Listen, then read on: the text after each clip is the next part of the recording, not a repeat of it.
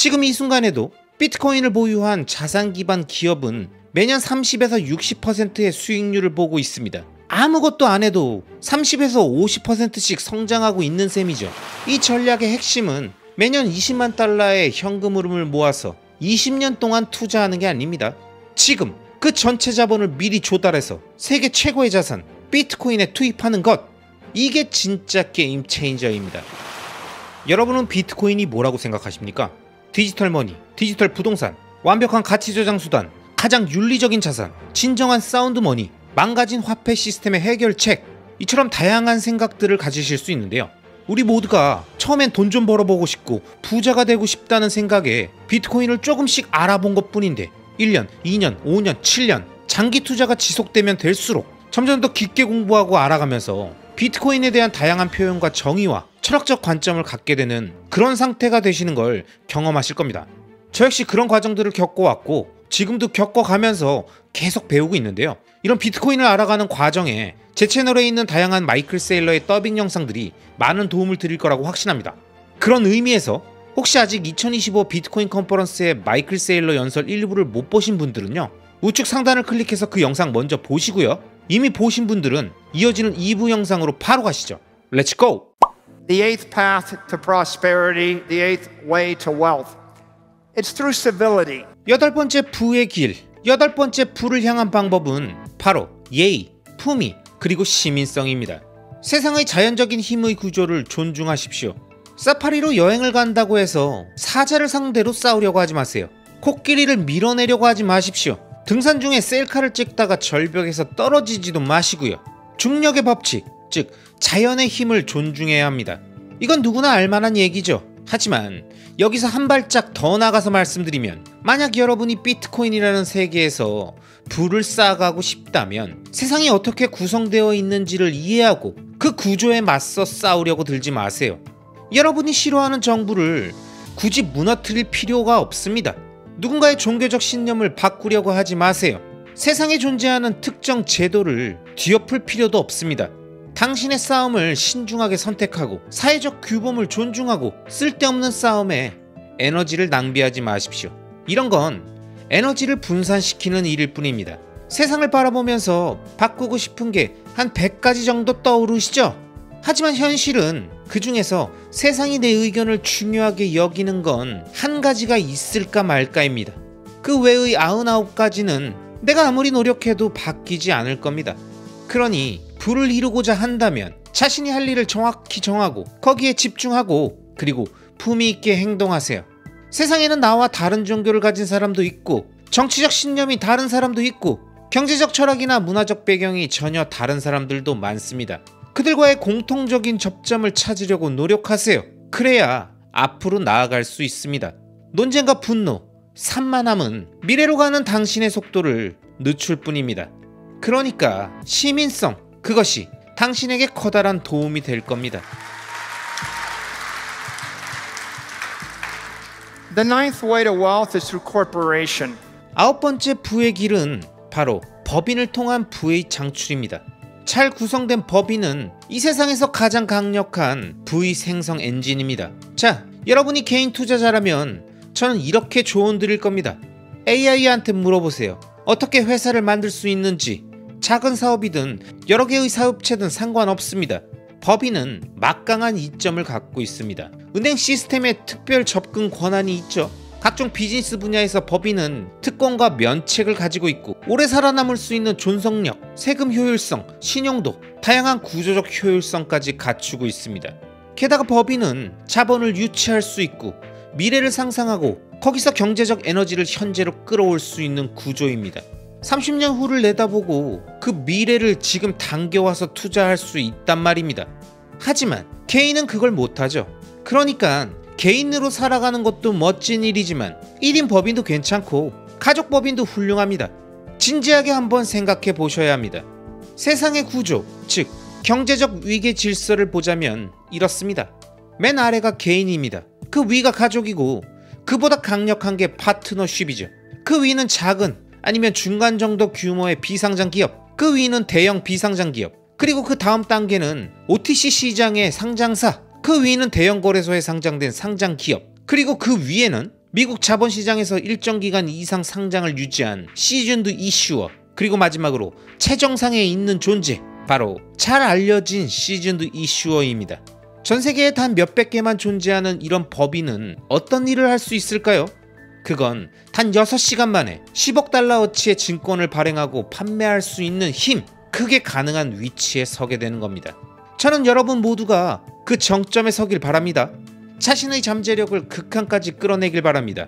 그리고 그 여정의 출발점, 그게 바로 법인화입니다. 자, 이제 다음 슬라이드로 넘어갑니다. The 10th way to wealth is through focus. 10번째 부의 길은 바로 집중입니다. 할 수 있는 일이 많다고 해서 해야 하는 일은 아닙니다. 저는 수많은 일을 해왔습니다. 올해 60이 된 저는 20대, 30대, 40대, 50대를 거치며 정말 많은 프로젝트들을 경험했습니다. 그리고 이제서야 비트코인을 신념과 열정으로 끌어안게 된 이유는 그 오랜 시간 동안 온몸으로 경험한 진리 때문입니다. 그 진리는 세상을 실질적으로 변화시키는 일은 매우 어렵다, 이겁니다. 제가 지금까지 생각해낸 거의 모든 위대한 아이디어들은 처음엔 완벽해 보였습니다. 하지만 막상 실행을 해보면 대부분은 예상대로 되지 않았습니다. 실제로 새로운 상품, 새로운 서비스, 혹은 어떤 혁신적인 무언가를 만들었다고 해도 5년 안에 실패할 확률이 90%입니다. 반면에 회사 재무제표에 비트코인을 넣고 투자했다면요, 5년 안에 성공할 확률이 90%입니다.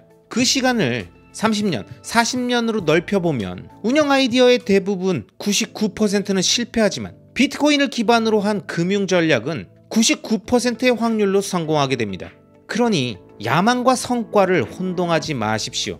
지금 이 순간에도 비트코인을 보유한 자산 기반 기업은 매년 30에서 60%의 수익률을 보고 있습니다. 아무것도 안 해도 30에서 50%씩 성장하고 있는 셈이죠. 반면 자영업이나 호텔, 레스토랑 같은 운영 기반 비즈니스는 어떨까요? 1년 시작하자마자 올해는 30% 성장시키겠다라면서 다짐하죠. 그리고 그걸 20년 동안 반복한다? 이건 진짜 어렵습니다. 지금까지 그걸 해낸 기업은 딱 7개, 우리가 흔히 말하는 매그니피센트 7뿐입니다. 하지만 실패한 기업은요? 4억 개가 넘습니다. 그러니 전략을 세울 땐 분산보다 집중, 분산보다 신념입니다. The 11th way to wealth is through equity. What does that mean? 이제 11번째 부의 길입니다. 그건 바로 지분입니다. 이 말의 의미는 이렇습니다. 당신의 기회를 투자자들과 공유하세요. 그리고 그들과 함께 리스크를 나누세요. 법인은 이걸 할 수 있지만 개인은 불가능합니다. 예를 들어 메타플래닛은 단 1,000만 달러의 가치에서 시작해서 시가총액 50억 달러까지 성장했습니다. 그 힘은 전적으로 자기 지분을 공유한 투자자들 덕분입니다. 저희 마이크로스트래티지도 마찬가지예요. 10억 달러짜리 회사가 1,000억 달러 기업으로 성장할 수 있었던 것도 지분 투자자들이 함께 해줬기 때문이죠.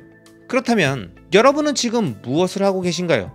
이미 회사를 가지고 있다면, 전략이 있다면 그 전략을 기회로 만들고 투자자들과 나누는 구조를 진지하게 고민하셔야 합니다. 예를 하나 들어볼게요.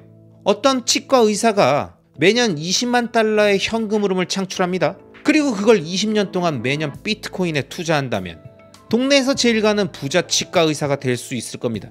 하지만 여기서 더 나아갈 수 있습니다. 그 치과를 법인화해서 현금 흐름이 5배인 100만 달러로 가치를 평가받습니다. 그리고 지분 33%를 50만 달러에 매각하는 거죠. 그 50만 달러로 지금 비트코인을 사고 1년 후에 회사 가치가 2배가 되면 다시 50만 달러 조달해서 비트코인 매수, 그 다음에 300만 달러 조달해서 또 매수, 그렇게 계속 반복하다 보면 그 사람은 동네 최초의 치과 의사 출신 억만장자가 될 겁니다. 근데 그가 한 건 단 하나, 지분을 나누고 레버리지 전략을 쓴 것뿐이었습니다. 당신이 누군가 파트너를 맺고 그들에게 일정 지분을 나눠줬다면요, 그게 바로 전략입니다. 그게 바로 저희 마이크로스트래티지가 해온 방식이고 메타플래닛이 해온 방식이며 저희와 뜻을 같이 하는 수많은 회사들이 지금 하고 있는 방식입니다. 그러니까 당신도 할 수 있습니다. The 12th way to wealth is through credit. 자, 12번째 부의 길, 그건 바로 신용입니다. 이게 무슨 말일까요? 세상의 미래를 두려워하는 사람들이 아주 많습니다. 그들은 돈을 지키고 싶어하고 안정적인 수익을 원하죠. 예를 들어 일본 회사채는 0.5% 수익률밖에 안 나오고 미국의 투자 등급 채권도 4에서 5% 정도에 불과합니다. 이런 시장에서 당신이 회사를 만들어 그들에게 확실성을 제공한다면 그들은 당신에게 돈을 맡깁니다.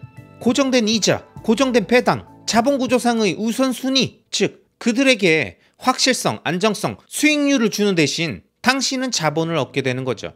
세상엔 이런 사람들이 정말 많습니다. 난 은퇴자야. 8%만 보장되면 돼. 원금은 절대 잃고 싶지 않아. 이런 사람들, 당신이 그들의 니즈에 맞는 구조를 제공하면 자본은 자연스럽게 따라옵니다. 그리고 그 자본은 당신의 기업 안에서 30에서 60%의 복리로 불어납니다. 설령 가장 보수적으로 잡아도 그들에게 8%를 주고 당신은 나머지 22%의 스프레드를 가져가는 겁니다. 하지만 이 스프레드, 이 차익은 초기에 한꺼번에 조달된 자본 전체에 적용되기 때문에 결과적으로 압도적인 성장 레버리지를 갖게 됩니다. 보통 신용이라고 하면 부정적인 이미지가 있겠지만 사실은 당신이 기업을 설계하고 만들어낸다면 당신 스스로 신용을 창출할 수 있는 존재가 되는 겁니다. 억만장자 치과 의사로 돌아가보죠. 그가 법인을 만들고 지분 일부를 팔아 자금을 확보하고 그 다음엔 대출을 받거나 아니면 안정적인 수익을 원하는 사람들에게 우선주 같은 상품을 팔 수도 있습니다. 이 과정에서 높은 수익률을 원하는 투자자와 낮은 수익률이지만 확실성을 원하는 투자자 모두를 만족시키며 자본을 계속 조달할 수 있게 되는 거죠. 이 전략의 핵심은 매년 20만 달러의 현금 흐름을 모아서 20년 동안 투자하는 게 아닙니다. 지금 그 전체 자본을 미리 조달해서 세계 최고의 자산 비트코인에 투입하는 것, 이게 진짜 게임 체인저입니다. 여러분, 제 채널의 영상들 중에서 마이클 세일러 영상이 많은 이유는 그가 최고의 비트코이너, 비트맥시라서가 아닙니다. 훌륭한 분들, 인사이트가 넘치는 얘기를 하는 사람들이 비트코인 씬에는 참 많습니다. 그분들의 의견들도 앞으로 많이 영상으로 제작할 거고요. 하지만 제가 마이클 세일러를 좋아하는 이유는 그가 전달하는 메시지들이 비트코인을 잘 모르는 분들께는 과격하고 황당한 얘기처럼 들리고 몽상가처럼 보일 수도 있겠지만 자본시장과 기업 운영의 현실을 정확히 알면서 이와 연결해 우리가 비트코인을 어떻게 접근하고 무엇에 집중해야 하는지를 정확히 설명해 주기 때문입니다.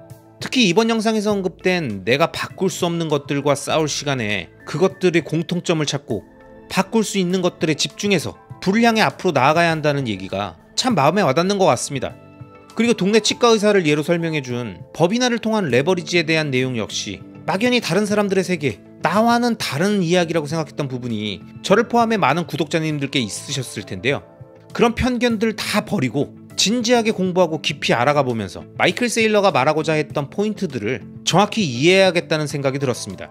자, 이제 다음 영상에서 이어질 13번째 부의 법칙은 과연 뭘지, 앞으로 어떤 이야기들이 이어질지 많은 구독자님들이 기다리고 계실 테니까요.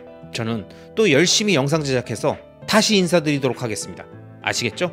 그럼 오늘도 끝까지 시청해주신 모든 구독자님들을 리스펙합니다.